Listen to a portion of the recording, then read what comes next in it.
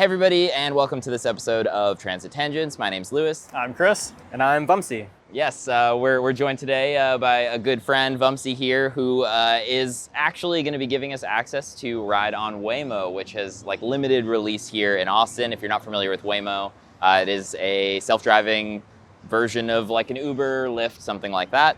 Fun fact here too, one of the very first conversations I had with Vamsi around 2 years ago when we first met was about when the first time we thought we would ride in a self-driving car. At the time, neither of us had done it. Fast forward to today, all three of us have done it before. I got to ride in a Waymo for the first time a week or two ago with Vamsi. Chris has ridden in Cruise, which used to operate here in Austin. So it'll be fun to kind of get out and really show all of you all what it's like to ride in Waymo, which is pretty impressive after my first experience. I'm excited to see your first experience. I'm excited to see what the difference is between sort of Waymo and Cruise, and it's been a while since I rode the Cruise, so I have to go back to some deep memory there. Totally. In addition to riding in a Waymo and speaking with Vamsi on this episode, we'll also be mixing in portions of a conversation that I had with Joel Johnson, a self-driving car enthusiast who runs a YouTube channel focused on the topic called JJ Ricks. You can find a link to his channel in the description. During the episode, we'll also cover the relationship between self-driving cars and public transportation. This is a slightly different format for an episode, so let us know what you think after watching. Also, please be sure to press the like button, subscribe, and consider supporting the channel on Patreon. And to get started, we've already requested it, but Vamsi, do you want to just give us an idea and kind of explain how it works to kind of go ahead and request a Waymo? Yeah, so for anyone who's used the Uber app or the Lyft app, the experience is very similar. The main difference is that Waymo, in all of the places where it's launched, is only a limited service area, so it'll only work if you are in the service area and if the destination is as well. So you open the app, which we'll show you all later, and you set your destination, set your starting point, and just request the ride, and the ride will show up to the nearest point to you. All right, here's our Waymo. We'll do the full loop here.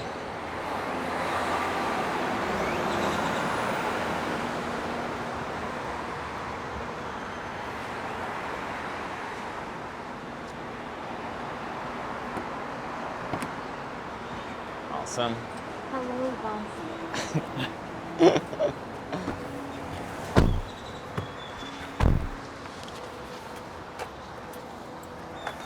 Alrighty. Nice relaxing music when you get in. It says your name. We'll get the doors closed here. Ugh. Nice.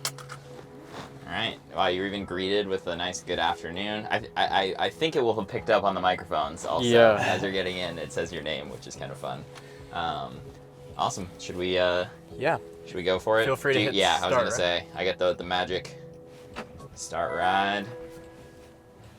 Heading to Zed's Real Fruit Ice Cream. Please And- make sure your seatbelt is fastened.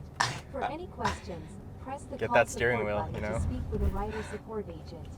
I love that we're going to get ice cream also, Vamsi, for the full background. In the last 2 episodes, we have actually discussed. We stopped at Amy's ice cream, and I said that I liked Jenny's better. And Chris. Oh wow, you're Right? also upset. See? Thank wow. you. Okay. So I'm losing that battle. So we're in the Waymo. We've picked it up in downtown near 2nd Street. We are now on our way to Zed's, which is on the east side of town. Right now it says we'll have about 16 minutes till we get there, and we'll see how well it does.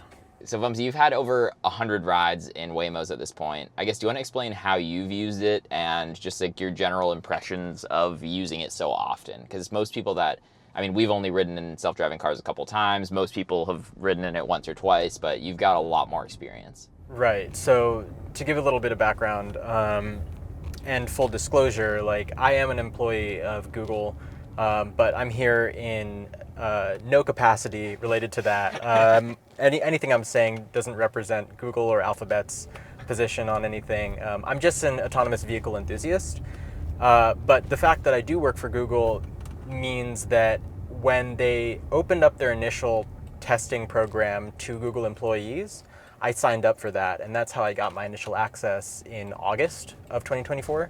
The main way in which I've used Waymo so far has just been commuting to and from work.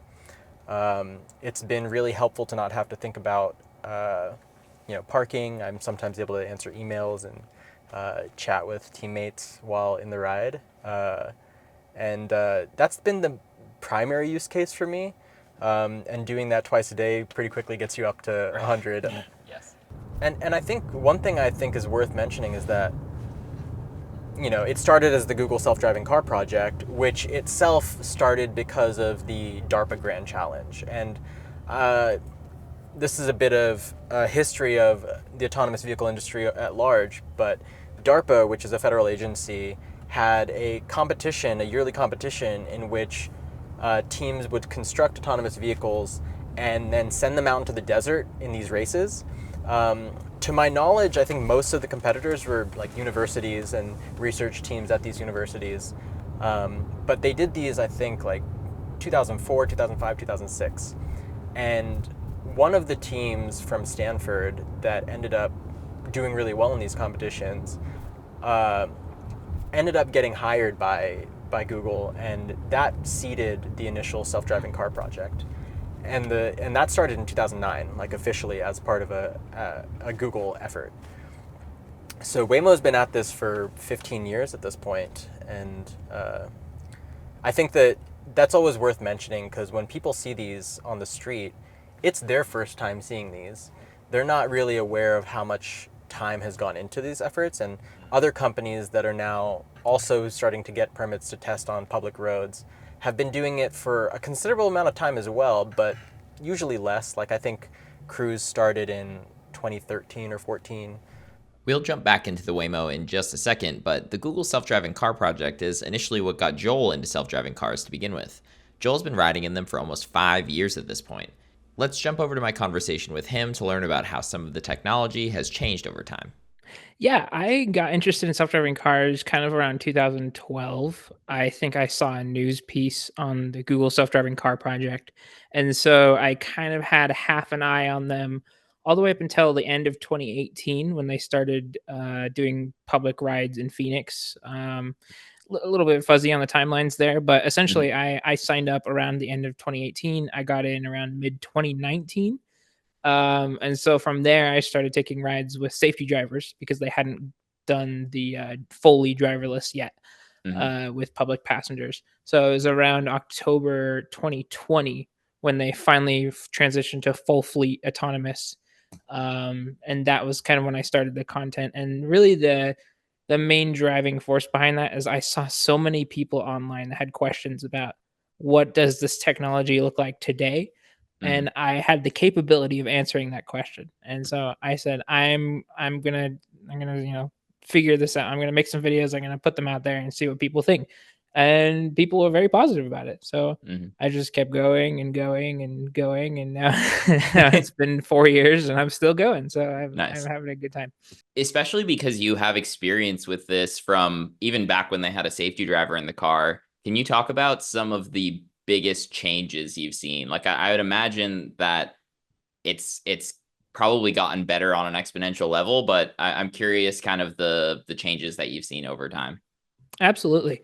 I started around the Pacifica era, I guess you would say. So they had the Chrysler Pacifica plug-in hybrid minivans with the Mhm. fourth generation sensors. And so when I started around mid 2019, it was pretty good. It always has felt like it's maintained a consistent driving style, but the confidence. If I were to pick one axis of improvement, I would say Mhm. confidence is one of the big ones for Waymo. Like mid 2019, if you were to say bring the car into like a parking lot with pedestrians walking everywhere, it would really struggle with that. And then Mhm. over time, I've seen improvements and improvements. And then once they jumped to the fifth gen, it was clear that a lot of work had gone into that as well. And so over time, it's become a more and more confident and more assertive driver, while also being very safe.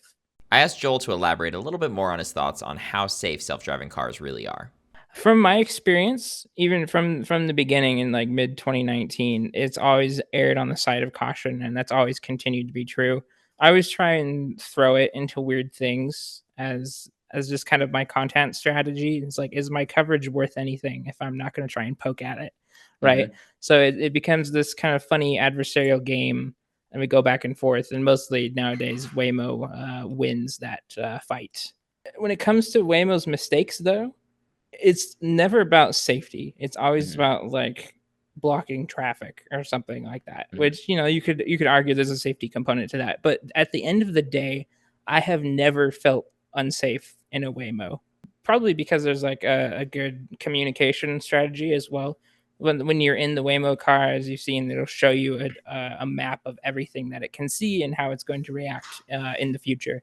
Mhm. And to me, that's having that two-way street there of like of communication and just the driving style being so confident and safe around pedestrians. I think it'll probably save a lot of lives. Totally. And I mean, the major thing I always point to too is like a Waymo is not texting and driving. A Waymo didn't just leave the bar and have 3 drinks and be like, yeah, I'm probably fine to go home. Like it's significantly safer in that regard than a regular person might be. We continued the conversation around safety and some of the more technical information back in the car with Vamsi. It takes a lot of time to build trust with the public, trust with regulators, but they've done the work. Well, and I think about all the technology too that goes into the vehicle. So when we walked up to the car, you see all of the sensor domes, the cameras. You know, you have lidar and radar, and you're collecting all of this data and pushing it through machine learning algorithms, and that also has to hit a database of countless driving scenarios. The fact that you can pull all of that technology together into this vehicle and be able to do exactly what we're doing now is absolutely amazing. And it does make a little bit more sense when you talk about, hey, this is an effort that's been going since 2009, but it still doesn't make it any less amazing than what they've been able to achieve. Yeah, for sure.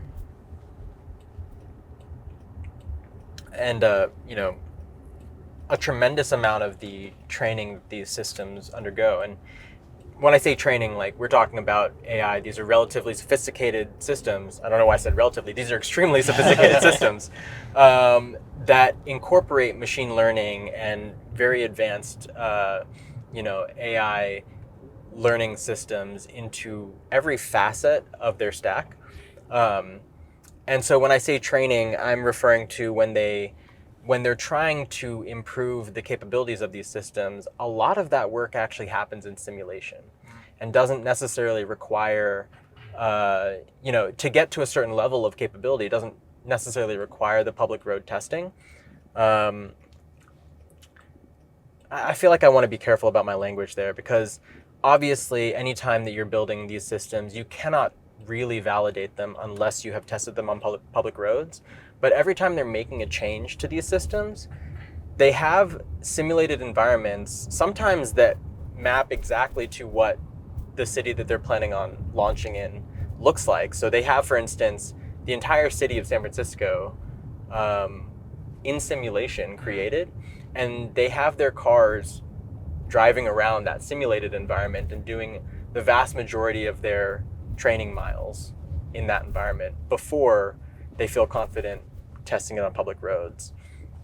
And I don't have like any real details on exactly what the rollout process looks like, but even in cities where they have launched, you will see cars with safety drivers behind the wheels. And my assumption is that they're doing that for like new releases of updated software. They're going to always put that on the road with the safety driver there because they want to be as careful as possible. Getting close. Don't let your belongings right away. Grab your stuff now. Oh, this is a great. Because technically we have We've got a flashing red light. Yes, flashing red light. The Waymo does not run over the kids in their Halloween costumes. That's good. It made the stop in time and waited for them to get out of the crosswalk. Yes. You're here. Make sure it's clear before exiting.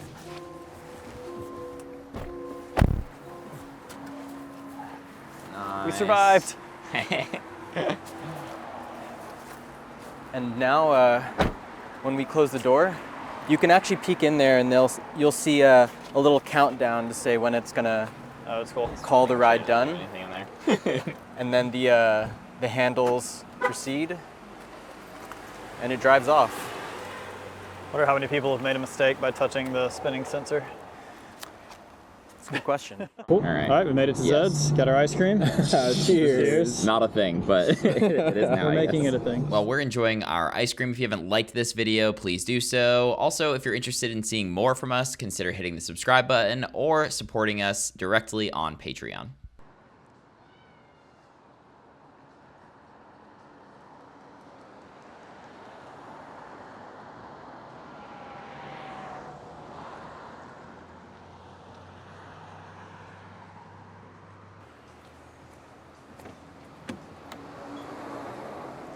The intrusive thoughts say, touch the spinny thing.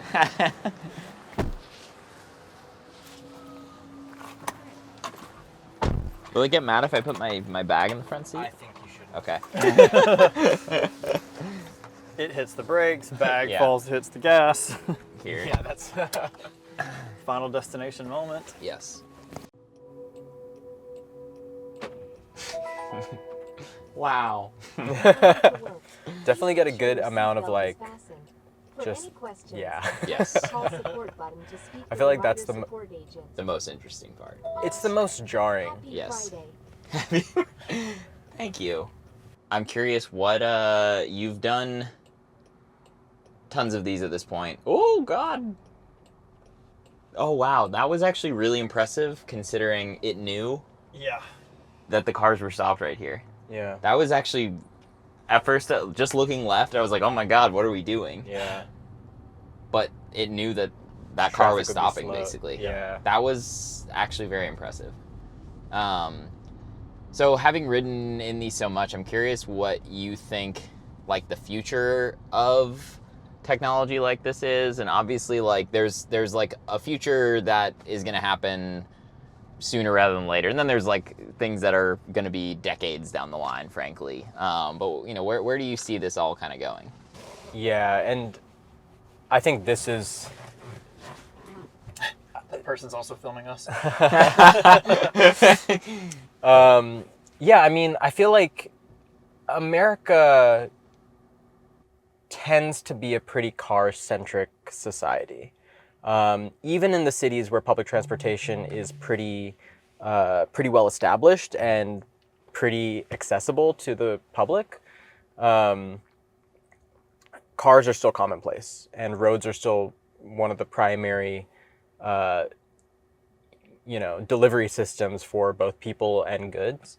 So I think that in the medium term, which I'm kind of thinking of as the next 5 to 8 years, I think you're going to see a lot of this kind of solution.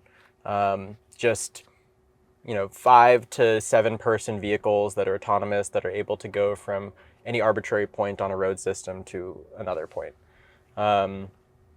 We have seen some a little more futuristic approaches to this same paradigm, like Tesla about a month ago announced what they were calling the Robovan, I want to say, which is essentially a bus, an autonomous bus. And so I think that because roads seem to be the lowest common denominator for most modes of transportation, solutions like that are going to be very common. I would love to see high-speed rail and more radically different approaches like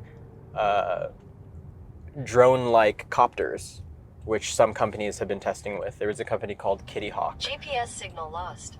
Is that, that was not the car. That was me. that was my phone. Vamsi's phone. But it would be funny. Whoops. That would be funny if the Waymo suddenly. Yeah, so there's a lot of companies trying a lot of different things. Yeah, and I think the transit nerd in me, the technology nerd in me is super excited to see that, right? Like the amount of technology that goes into the vehicles, what you were talking about was sort of the hovering vehicles that people are trying to work on, which, we think of as that's not feasible, but back in 2009, I would not have said this was feasible either. Right. But the technology that's going into these different solutions is really cool. The transit nerd in me, though, is really apprehensive about the future of this and people assuming that this is going to be a disruptor and replacement for public transit, when in reality, if everybody is still using autonomous vehicles, we still have traffic on the roadways, we still have conditions that may not be the safest for pedestrians and bicyclists, and you also aren't moving as many people at one given time. Yeah. I think that's a really important point, especially because not only are we still just going to have a lot of cars on the road, now we're going to see a higher density of cars that have no one in them. Right. And so I think it's important to note that the value proposition of autonomous vehicles isn't really to reduce traffic, it's just to make road transportation safer. To me, it's a good complement to a public transit system in a city, not a replacement one way or the other. And I think of it as like what we talked about in one of our previous episodes about good end-of-the-line service. If you're trying to get from that bus stop to the next place, that makes a lot of sense. And what I like about Waymo's mission, the future prospects for people with mobility issues, the prospect there is great because you can leave your house, get into an autonomous vehicle, and get to wherever you're going without having to worry about trying to navigate the bus station and the train station or whatever your mode of transport is. However, we're not there yet. So this vehicle, as nice as it is, if I'm in a wheelchair, I can't use this vehicle. Right. And actually, Vamsi and I talked a little bit about this the other day. If you want to, I know Waymo and some of the other companies are working on vehicles that would be better for that specific use right now. And I think that's really important that they actually follow through and do that. Yeah, so Chris, I actually was curious, in your experience with Cruise, did you ever, were you ever shown like images of the Cruise Origin prototype that they were working on? I wasn't. So this is actually, I think, that's a very important point again, and accessibility is something that I think these companies should prioritize, because that's where I think the dearth of access really can be addressed. So like Cruise, in order to make their future solutions more accessible, came up with this Origin model, which was it was essentially like a small bus that had these side doors that opened outwards, and it didn't have seats like this vehicle does or like a normal car would. It instead had bus-like seating, and in fact had a space for a wheelchair. Okay. So, and they also had a ramp, I think, that they were planning on putting in those. It hasn't yet seen production. I don't think they've even tested these vehicles, though they did demo the prototype itself at South by Southwest last year. But yeah, those kinds of models can definitely address some of these pain points. And although they had to backtrack on this, Waymo had been testing their next generation vehicle that had some similar characteristics. I don't think, you might have to check me on this, but I don't think they tried to make it wheelchair accessible fully, but it was definitely something that was more spacious. You could definitely sit in the car more easily if you had certain mobility issues. Right. Unfortunately, they had to pull the plug on that, or they decided to pull the plug on that venture because it was a partnership with a Chinese company, and the recently announced tariffs made it presumably economically Not viable. Non-viable. Yeah, unviable. There we go. Nice. So instead, the next generation Waymo vehicle is going to be a retrofitted Hyundai Ioniq 5. Gotcha. Okay. Yeah, because right now we're driving in a Jaguar. I don't know the model, but The I-Pace. Okay, yeah, it's a nice car. It's very nice. Yeah. Yeah, and that's what I was saying. The prospect is really high and exciting. Because I have friends who. Another good example right here. Waymo pulled right over, came to a stop. Huh. That is a really good example. Yeah. Yeah, I have friends who that's the top concern of theirs when it comes to public transit or any type of transport is accessibility. Yeah. So I'm excited to see what the future of accessible autonomous driving looks like. Yeah. It's important questions to ask, We can't really be building the future unless we're building it for everyone. Right. That'll be the start of the episode right there. Another banger. Yeah. Given that this is a podcast about public transportation, I did want to get JJ's perspective on this as well, so here were some of his thoughts. You kind of already alluded to this a bit, but obviously you'll hear some people make the argument that we don't need to be spending money on public transportation in general, whether that be buses, trains, anything in between, essentially, because self-driving cars are going to solve this for us, and it's a waste of time and energy at this point. Do you subscribe to that argument, or do you think there's a mixed approach that needs to be had here? Yeah, not really. I grew up in Phoenix, in an area with very little transit coverage. So my closest bus stop is several miles away, and my closest train light rail is even worse. So I would I don't have as much experience. I haven't really thought about this as much just because I've lived in a world for so long where the transit is just not a reality. So it's just been kind of a blind spot for me. And I do hope that can be worked on. I think probably a hybrid model is probably Right. a good idea. To me, I think it's like one piece of the like solution of traffic and travel and transit is as like, hey, in a major city, if everyone's getting around in a car, whether it's self-driving or regular driving, I mean, there's still only so much space on the road to put all of these people, right? Exactly. However, in an area where it's hard to serve by transit, whether it be a very suburban area where you've got sprawling areas, things like that are hard to serve by a bus or a train efficiently. So if you have a network where you've got, self-driving vehicles being able to feed into a larger transportation network, I could see that as like, hey, this is a really positive solution to the puzzle. So it's always fun to see where people are on that. But that's kind of where I am, is like, some people in the transit space see self-driving cars as this evil thing that they're just using it as a scapegoat to not fund public transportation. And I think, in general, this more hybrid solution is really where things need to go. So with autonomous vehicles, something that I learned today, and I think Lewis, you also learned this today, is that I'm actually learning it right now, Yeah. as Chris says it, if I'm being totally honest. the SAE, or the Society of Automotive Engineers, has developed 5 levels of autonomous vehicles, and technically I guess it's 6 because it starts at level 0. But you have starting at 0 to 5. Different levels of autonomy. 0 being you're in your car, you are just driving around town, there's no real assistance. You may have some assistive braking or collision warnings, but for the most part, you are in full control of the vehicle. There's not any autonomous driving in it. The second level would be something that I think most people are familiar with, especially if you have a newer car, and that is if you're driving and you have an adaptive cruise control that sort of keeps pace with the cars in front of you. Again, you have to be fully alert. You can't take your hands off the wheel, but I think that's what most people are familiar with. Level 3 would be vehicles that can drive autonomously on their own, which is what autonomously means, but they can drive autonomously under certain conditions.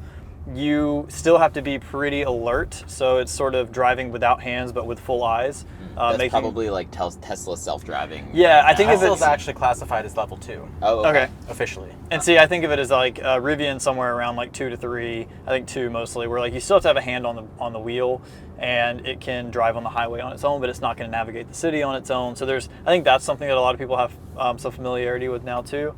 Level 3 seems to be pretty rare. Level 4 is what we're in now. So Waymo is able to drive fully autonomously. It is driving through the city, but it has restrictions on where it can go in its zone, where it's allowed to drive. So that's sort of level 4. You have conditions. Level 5, full autonomy, can drive in any weather conditions, can drive anywhere on any streets without human intervention. And so that's kind of where they classify these autonomous vehicles. Thank you, Waymo. As we get out of the Waymo here, I hope you all enjoyed this episode. This was a different format from usual, so let us know what you thought. A huge thank you to Vamsi for taking the time to drive around with us in a Waymo. Also a big thank you to Joel Johnson for chatting with me and hooking it up with a Waymo access code in Austin. If anyone here wants to go for a ride, definitely reach out to me. Also consider subscribing, liking, or rating us anywhere you watch or listen, and enjoy the rest of your Transit Tangents Tuesday. Yeah, I'm saving that dough. Public transit's where it's at. Watch me go. There's a guy inside the truck there. In the trunk? It's not full automatic.